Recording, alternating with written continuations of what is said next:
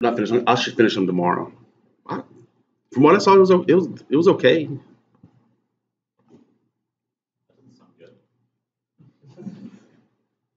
Well, everything's going to be brand new since we now, just like our previous conversation.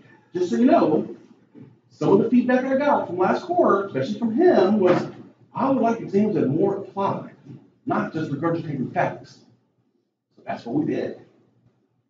Now, if you're bored in these classes, it was Blake last quarter that said, I want more lectures instead of all that team stuff. Now we have more lectures. You see? I think it's actually, I think it's much better to balance this class than it was the last one. Well, listen, I appreciate that because I really do look at y'all's feedback and try to incorporate it into my class.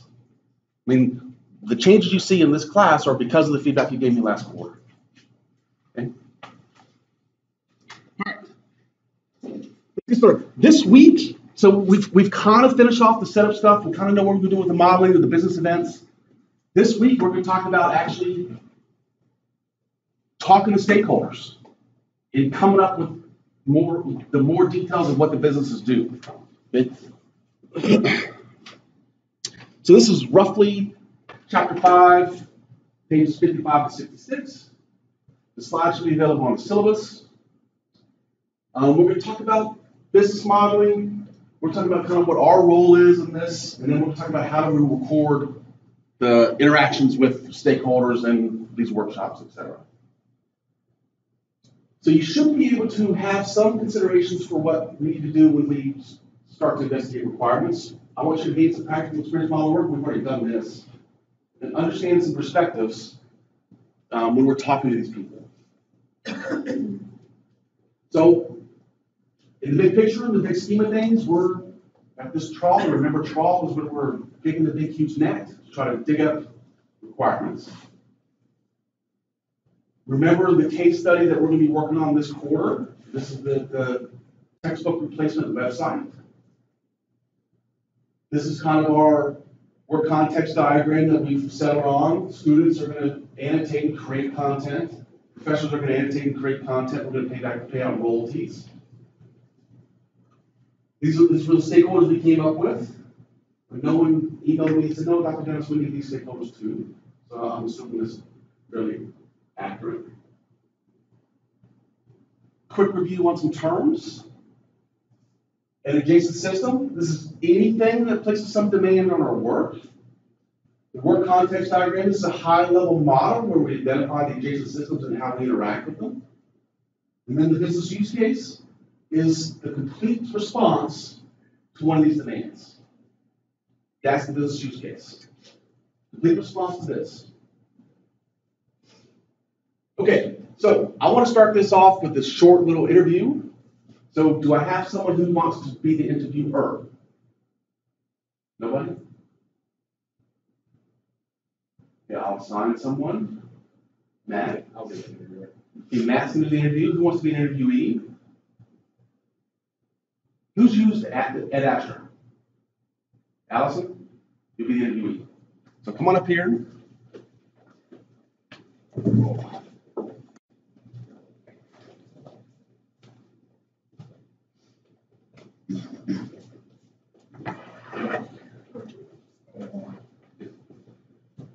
Okay, so some quick instructions.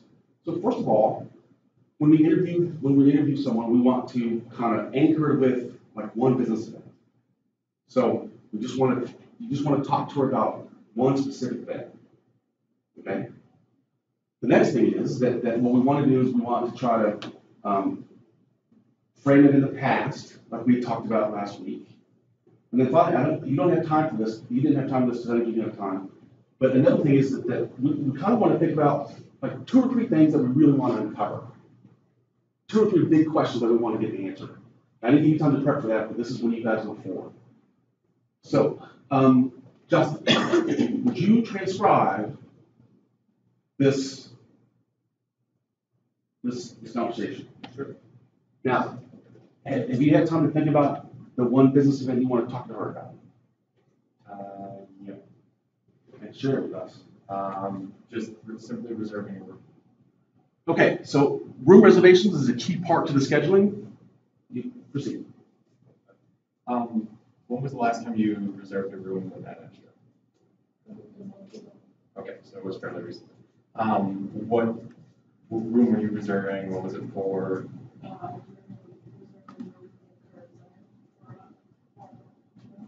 Okay.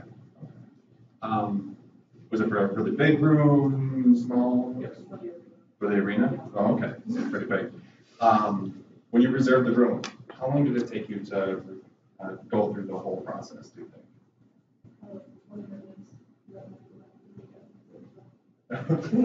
So you weren't able to make any changes, no edits, nothing?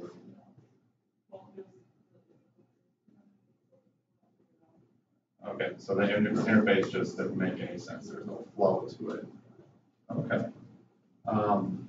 Did you have an option to like give any layouts or anything, or provide any details outside of just want to reserve the room for this date, this time?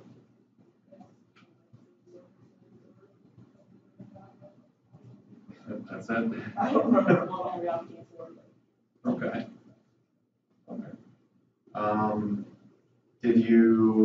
Did they give you any options to send any emails out to any groups that you needed to for like reserving any additional supplies? Anything like that? Okay. So I think that's about the Okay, so think about this. One of the things that you never asked her was, describe to me how you actually booked the room. So what he was doing was he kind of had a solution in mind, what his pain points were in mind. He was kind of leading her into, well, you couldn't send emails out because he already has this notion that we should be sending emails out in our solution, right? I think that was just the beta. I don't think. Okay, I was wondering if that was something that. Right, but you were bringing in your context into her conversation. A little bit, yeah. Right. So what we want to do is we want to talk about her experience, and not about what you want the experience to be. Does that make sense? Yeah, not just about what I'm wondering about, but more about just what her experience is. Yeah. And the idea is to hopefully uncover. Right. How she goes. And then when you have the things you're trying to find out, like you did a good one on the pain point, like how long did it take you? When she expresses something, then that's when you kind of drill in to discover questions to your answers, the answers to your questions, right? Does that make sense? Yeah. But never once was Allison, hey, so tell me about the reservation process. How did you start? Never once was that, did we capture, well, first I had to go and do this, and then I had to do that, and then I did this. And then, well, this was what was wrong, so I had to go do it again. And that would have been a great workflow to capture. Okay? Yeah. Does that make sense? Yeah, definitely does. Okay, so well, I want to do these at the beginning of the class each day this week. So maybe the other 3 teams be thinking about we'll do this exercise again on Wednesday and on Friday. Okay? Thank you, Allison. Thanks, Matt. That's pretty good. You got the pain point. I mean, that's some validation for the idea that the scheduling system takes too long. Right, Blake? Isn't that one of your issues? Right. So there's some validation there. Okay. So, thank you, Allison, so how do you model a business? We record how the business currently does the work. Then we can, if they tell us how they would like it to do, we should capture that. Because that gives us some feed into future innovation, but this should not be the focus of our conversation. Not, Allison, how do you wish that experience went, but how did it go? Okay? Does that make sense? But if they do tell us, well, it would have been nice if I could have done this at the same time, we don't want to lose that information. That might help us frame the solution. We methodically talk to them. That's what I'm talking about. This is what we anchor around one business event. Right? We anchor like when we have a workshop, it should be around one business event. From beginning to end. Until what was the end point of her registration for the room? Did she get an email receipt? Did you get an email receipt? How do you know it's reserved? Yeah, a couple days later, I'm saying it was reserved. So we would have wanted to go from her wanting to reserve a room to her getting that receipt. Right? And that's would have been what we modeled. we need to identify how she's currently doing it. That's where we make innovation. We go, how does it currently work? And when y'all do the scheduling one is actually perfect for this process because you can completely model how it's working right now. These other ones that are doing startups, we got to go look for proxies because we're not doing the GPS tracking or the 1125 or we don't have a procrastination tool. So we got to look at proxies for models. The other part is that we don't want to spend a million years doing this. Now, this is kind of a Goldilocks thing that dip our toe in, we got to see when it's just about right. There's no quantitative answer that if we have 20 models, we're done. But we don't want to invest we don't want to invest too much time in this because some of the stuff may not be useful. We don't have limited resources. We can't talk to everybody, so we got to make some decisions on that. This is what the text calls trawler. Okay. I've given you this metaphor before. Like if you've seen shrimp boats. Actually, when I was a kid, my mother was in college for a geologist. And they used to go to this thing on the Georgia coast where they get on a boat. What they do is they have this big, huge metal scoop that drop into the ocean and they dig up the ocean floor. They bring up all this dirt and we would go pick through there for fossils. That's what this is. We're laying a huge scoop, trying to pick up as much stuff as we can, uncover what our requirements are. So how do we do this? Well, we talk to the stakeholders, right? But here's what we need to really, really consider. First of all, we saw some of this with that talk with Allison. This is the stuff that they are aware of what they do, right? Then there's also the stuff that she might like, since she doesn't schedule all the time, this isn't the case. But when we do something over and over and over again, it becomes a habit. Like writing. Can you remember the details of how you brushed your teeth this morning? Absolutely not. Because our brain's on autopilot. We're not doing executive function. But that's still part of the task. So a lot of that stuff happens with these people that are doing this stuff. They kind of forget because they do it so many times and they don't even think about it consciously. So they might have forgotten some piece. I think in this case, the example we did this morning wasn't a good example of that. And then also, this is where they talk about how they wish it were. Now, this is not where we want to focus our time on, but we do, if it comes up, we do want to capture it. What are they doing? What are they doing that they can't think about that they're doing, that they're not consciously aware of? And how do they wish it were? These are kind of the three layers of where we want to go. And then we produce artifacts. Justin, what's your output look like? Just bulleted notes? Yeah. Okay. So this would be that artifact here. Another one might have been, some kind of workflow. If we've gotten there, it would be a nice workflow. So here's a basic framework for doing this stuff. We anchor with business events. Now some of the coaches I gave you at the beginning. We talk about one business event at a time. We talk about what is going on. Okay? And we missed that this morning. But we talk about what's this process. And then we don't need to be crucially specific or critically specific. We just need to know enough about what's going on. Now, we don't like, for example, we wouldn't care for her to enumerate the fields she listed off on each screen. We don't care at this point. No, well, I had to register the room. That's sufficient. This again, this is kind of like the Goldilocks thing, is that we kind of know we're done when we have enough to cover the business events we're interested in. Remember, before we kind of set our scope. So we're done with this work when the stuff that we define in our scope, we have models for. That's when we're done. And then, as any function, this is the definition of a function, that the outputs should be derived from the inputs. Her receipt, what went into this process, the receipt should logically come from that. And this, so this is just the definition of a function. And then the models that you come up with talking to people should verify your work context diagram. If they don't, then you should revise your work context diagram. Because that means you found out something about the business that you didn't that you didn't understand before. So we talked about this briefly last week, and this is when we look at the work, there's 4 perspectives that we want. First of all, that we want this, Allison, how did you do this? Well, first I did this, then I talked to this person, then I had to do this, then I filled out this form, then I repeat the form, and then I got to receive. So this is the first part, the concrete implementation of what Allison did. The next thing is we want to kind of like abstract that out a little bit. Well, what was Allison really doing? Well, what was it like? Did you have to see if the room was open, for example?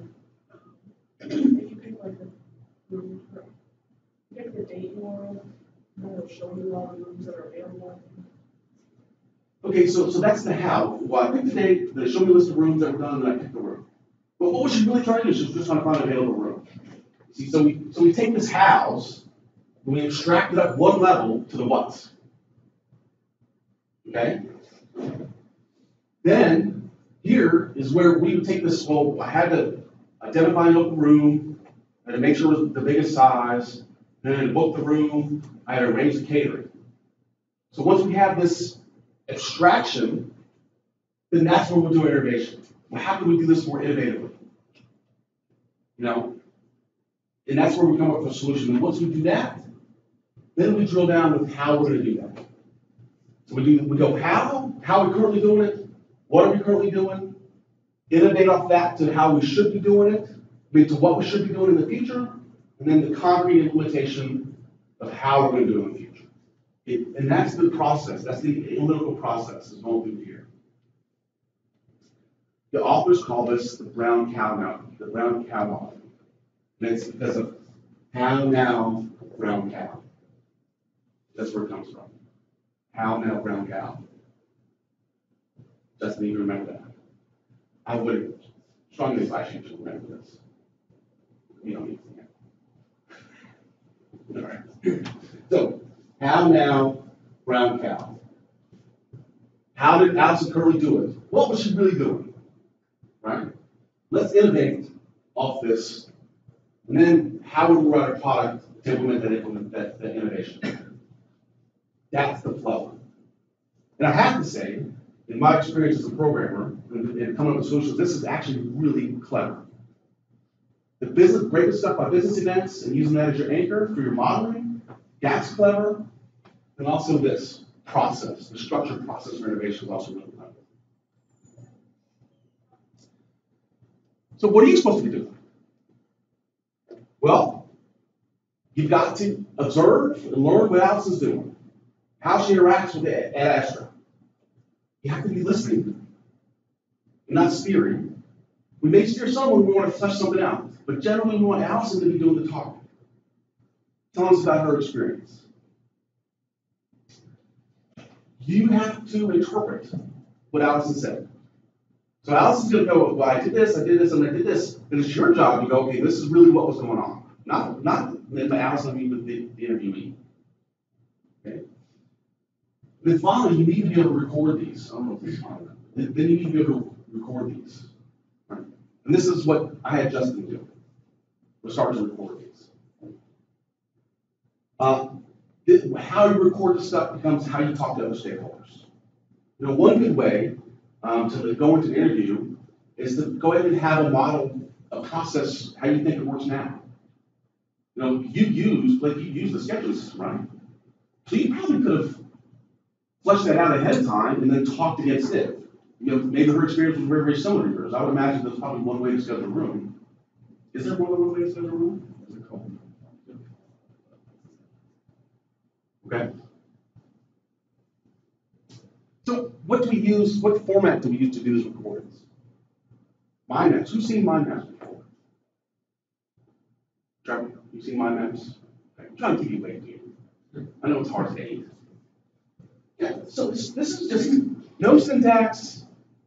You start somewhere and you just kind of roll. Kind of flow with your process. Well, I want to schedule a room. So the first thing I'm going to do is I'm going to go and see what rooms are available. I'm going to put a date in, I'm going to get a list of rooms, I'm going to pick a room, Then we're gonna go see what you do with that room as far as catering, or whatever the process is. There is an actual notation for this called the Business Process Modeling Notation. This is the second version of it. It's not like UML, but for business processes. I think if we do a lot of this, and you're in a big organization, it might be good to have a common language, but you can look up PPNM for the syntax. Generally, these are processing steps. This is data flow, and that's data store. That's the general syntax of it. We use data flow diagrams. Look at the actual syntax of the data flow diagram. This is placed in order with the floors. That's what these models are. Whatever, your organization may constrain you to some specific one for what you do in this, for this project. I don't know if I would use, I don't know if I'd try to use actual syntax of a data flow diagram or the BPMN.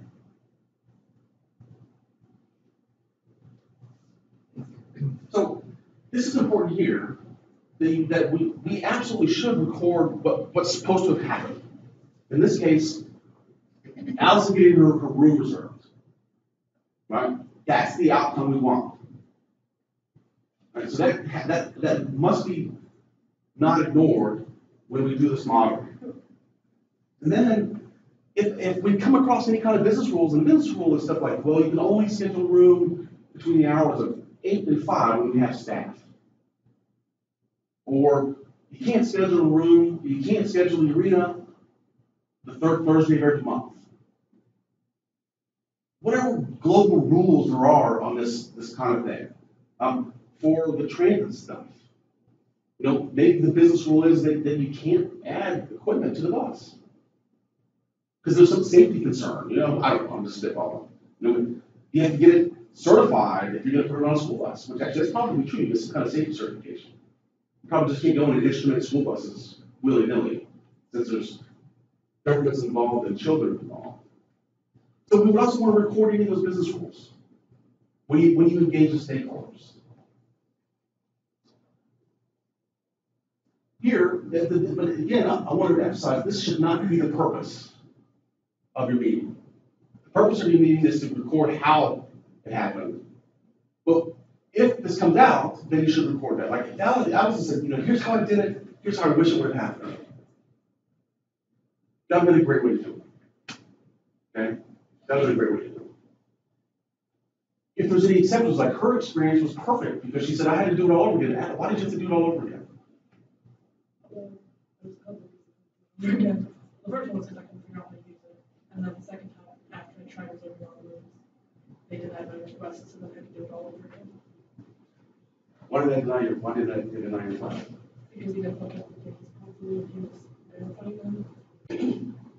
Oh. And then the dates that I had chosen were before, I thought it was a huge mess. There's a lot of opportunity here for y'all. Right.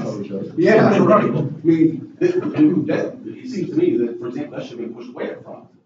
This, you can't actually access the room, but she was told she had access to the room. And it turned out no. And she did the 20-minute process again. And you didn't look at the room or the reviewer? Yeah. Yeah. So like the reviewer just thought it was normal. Why do you even need a reviewer? Well, anyways. So, yeah. So then what we do is we have all this stuff, and then we produce scenarios out of here. Right? We produce scenarios. And we actually talked about this on Friday, the structure of a scenario. So we take her modeling, we take those interviews, we maybe model with someone else, then we produce scenarios. Scenarios is what we work from to distill and then to innovate. Okay? So we got 15 minutes, so let's do another interview. John, does anybody want to talk to about, does anybody else write some kind of transit here? Does anybody else write transit here? So, John, why don't you interview Zach about what's one of your business events on your work context diagram?